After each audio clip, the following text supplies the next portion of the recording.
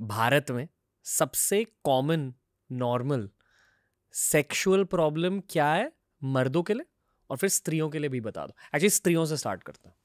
स्त्रियों से स्टार्ट करेंगे ना, मतलब मेरा फोर्टे जो हमेशा से हमारी क्लिनिक का रहा है ना, वो मेंस हेल्थ की तरफ रहा है। Sure. But now that we have expanded on to test tube baby, IVF, so taking that as an highest technology in India. तो अब फीमेल्स भी बहुत सारा हमारा एक्सपोजर होने लगा है। बट फीमेल की साइड से अगर हम बात करें ना, सेक्स एक तरीके की, आप अगर सोचोगे कि फीमेल्स, अभी सुना होगा कि फीमेल्स मोर वांटिंग होती हैं सेक्स के लिए, ऐसा बहुत बार देखा गया है लेकिन बहुत कम लोगों में, बिकॉज फीमेल्स के हार्मोनल जो उथल पुथल रहती है ना, ऊपर नीचे करने की वो रहते हैं ना, तो वो बहुत बहुत ज़्यादा रहता है। तो आफ्टर पोस्टपार्टम जो बेबी के बाद की सेक्स लाइफ है वो उनकी अलग है, बेबी के पहले की सेक्स लाइफ है वो उनकी अलग है, टीनेज की सेक्स लाइफ है, या सेक्स एंजाइटीज़ हैं, या गोल्डन नाइट सुहागरात की जो सेक्स एंजाइटी है, सब बहुत डिफरेंट है। Okay. Because they are the receiver part, there is not much these people can do. तो फीमेल की साइड से it's a different thing, scenarios उनके जो जीवन के पड़ाव आते जाते हैं, उस हिसाब से बहुत चीजें चेंज होती जाती हैं। ब्रेक डाउन करें थोड़ा सा। जी, टीनेज, फिर जो भी आपने यस, 3 पार्ट में इसको डालेंगे, चलो। है ना। देख, एक शादी से पहले का पार्ट रहता है, let's keep it as a teenage. अभी अगर 25-30 पे भी अगर शादी हो रही है, तो उस समय भी जो सेक्सुअल एफिशिएंसी रहती है फीमेल्स की, वो बहुत डरी हुई रहती है। कि डरी हुई को आप अगर कहेंगे ना कि कहीं, मतलब what if something went wrong, what if I get pregnant, what if, ये मैं बहुत जनरल उसकी बता रहा हूँ। आई एम नॉट टेलिंग यू, मतलब इस क्लासेस में भी अगर इसको डिवाइड कर लेना, अगर हम मिडिल क्लास में डिवाइड करें, अगर हम उसको सोशियो इकोनॉमिक स्टेटस में अगर डिवाइड करें, श्योर। तो ये बहुत डिफरेंट है लोगों के लिए। जितना ज़्यादा एक्सपोजर उतना ही ज़्यादा फ्री, बट जितना कम एक्सपोजर जो मिडिल क्लास फैमिलीज में होता है कि भाई कम एक्सपोजर है, लड़की कहाँ जा रही है everyone knows. Higher socio economic status में रात भर पता नहीं रहता है कहाँ है, because there is different kind of securities. 5 star की सिक्योरिटी है, क्या भाई 5 स्टार होटल में जा रही है, तो it's a different level of security. But ये सब एक्सपोजर के ऊपर डिपेंडेंट है। आप भारत के फीमेल्स की सेक्सुअलिटी के स्पेक्ट्रम के बारे में यहाँ बता रहे हो। जी, भारत के फीमेल्स को हम जनरलाइज नहीं कर सकते। आप कह रहे हो कि अलग अलग सोशल क्लासेस होते हैं, पर let's take middle class for now. Okay, definitely हम रिच साउथ मुंबई क्लास के बारे में भी बात करेंगे, जी। पर पहले मिडिल क्लास से स्टार्ट करते हैं। So middle class people are very less exposed, very डरा हुआ, एंड मेरे को लगता है कि उनकी जो नॉलेज है इस चीज़ को लेकर, एक्सपोजर है, वो बहुत कम है। तो वो बहुत लेस सेक्सुअली एक्टिव होते हैं बिफोर मैरिज।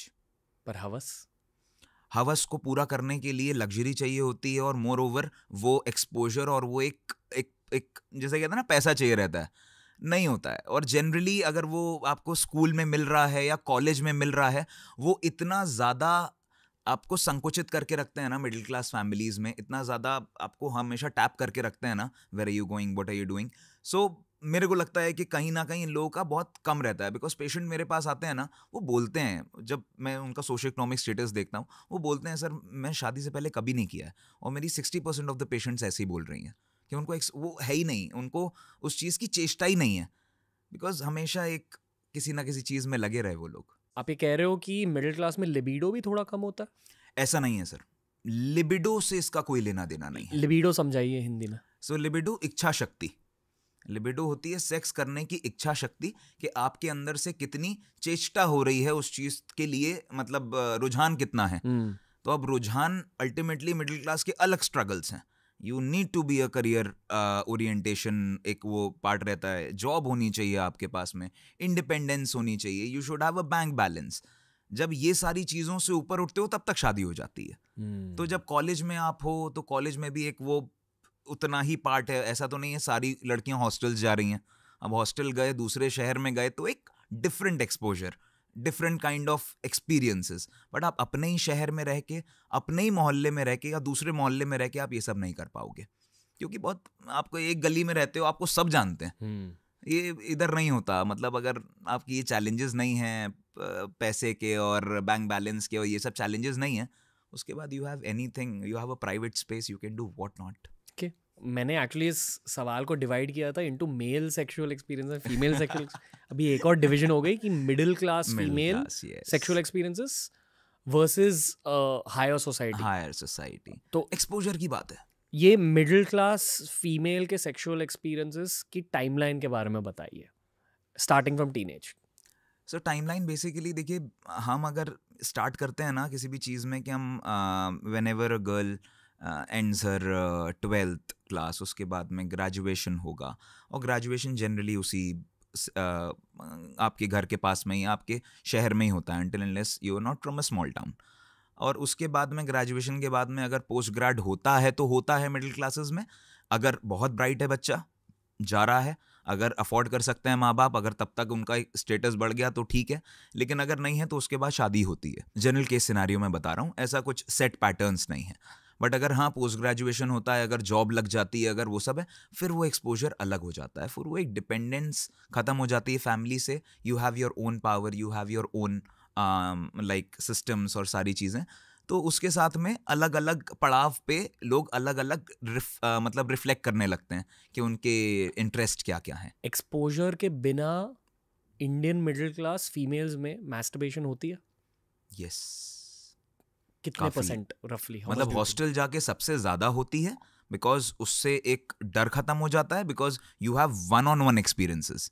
वरना आप मास्टरबेशन के एक्सपीरियंसेस सबसे नहीं आप शेयर करते। मोर ओवर मेल्स तो बहुत ज़्यादा इस चीज़ में पीछे रहते हैं। अंटिल इट्स योर बचपन का फ्रेंड ना, तब तक आप उससे बोलोगे नहीं। आप अपने, जैसे मैं अगर अपने पीजी की बात करूं, जब मैं एमडी कर रहा था, तो उस समय पे भी मैं अपने एमडी वालों से नहीं बात कर सकता, बिकॉज एक वो प्रोफेशनल एक आउटकम आ जाता है ना। ऑन द कॉन्ट्ररी अगर मैं अपने एमबीबीएस की बात करूं, उस समय हम लोग व्हाटएवर कुछ भी डिस्कस कर सकते थे। मतलब व्हाट यू आर डूइंग, कितनी बार कर रहे हो, क्या हो रहा है, एनीथिंग एंड एवरीथिंग। तो ये डिपेंड करता है। Okay, back to females. Reality क्या है भारत की? क्योंकि इंस्टाग्राम पर भरपूर सेक्स एडुकेटर्स हैं अब।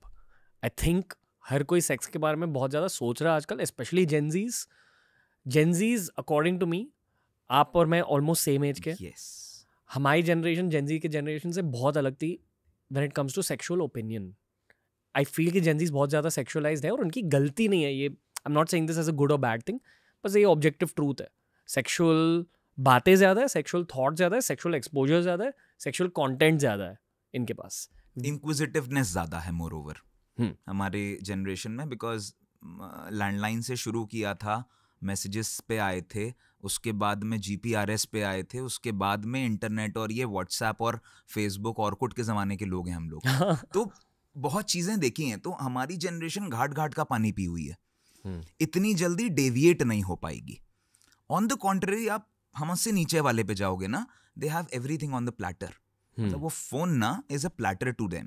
हमारे लिए एक वेबसाइट सर्च करना, एक वो सीडी खरीदना, वो सिफी और उन सब चीज़ों की डेटा खरीदना, it was a big thing for us. Computer होना भी बड़ी बात थी। मतलब ठीक है, था हमारे यहाँ पे, वी वर ब्लेस्ड।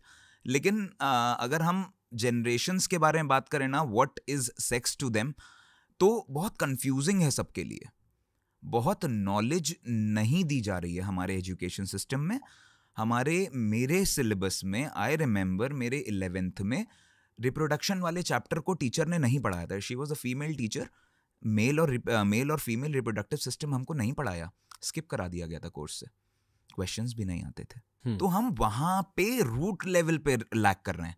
हमको 6th और 7th में जब आप अपने इरेक्शंस को इफेक्टिवली देखना स्टार्ट कर देते हो, आपको नाइट फॉल्स और ये सब चीज़ें होनी स्टार्ट हो जाती हैं, आपको कोई बताने वाला नहीं होता है कि इफ़ इट इज़ राइट और रॉन्ग।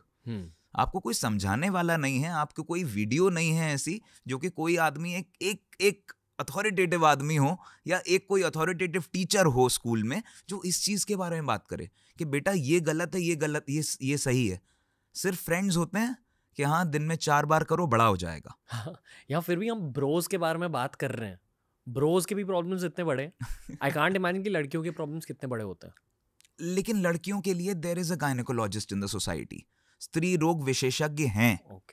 मेल्स के लिए नहीं है सेक्सोलॉजिस्ट। इतना आसान नहीं। मतलब आप फीमेल को अगर घर में किसी भी को अगर प्रॉब्लम होगी ना, आप डिस्कस करोगे प्रसूति विभाग कौन सा है, कौन सी डॉक्टर अच्छी है, there are female doctors there.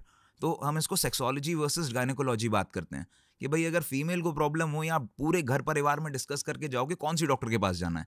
If you have anything, you have leucorrhoea, you have irregular menses, you have irregular bleeding, what ever, आसान है, तब भी आसान है। अपनी मदर को आप बता सकते हो कि हाँ 12 साल पे 13 साल पे यू हैव स्टार्टेड ब्लीडिंग, तो प्यूबर्टी आ गई है। तो लेकिन मेल्स के लिए नहीं है कुछ भी। यू इमेजिन, कभी डिस्कस हुआ है घर में कि नाइटफॉल ज्यादा हो रहा है, मेरे को बताओ मैं किसके पास जाऊं? Ever imagined? Nothing, never happened. बहुत कम पेरेंट्स होते हैं डॉक्टर बैकग्राउंड्स के जो, और बच्चे भी उतना जानते हैं कि जब वजाइनास के बारे में घर में बात हो रही है तो व्हाई नॉट मेरे बारे में क्यों नहीं बात हो सकती है, मेरे पीनस के बारे में क्यों नहीं बात हो सकती है। तो ये बहुत एक्सपोजर बहुत कम है।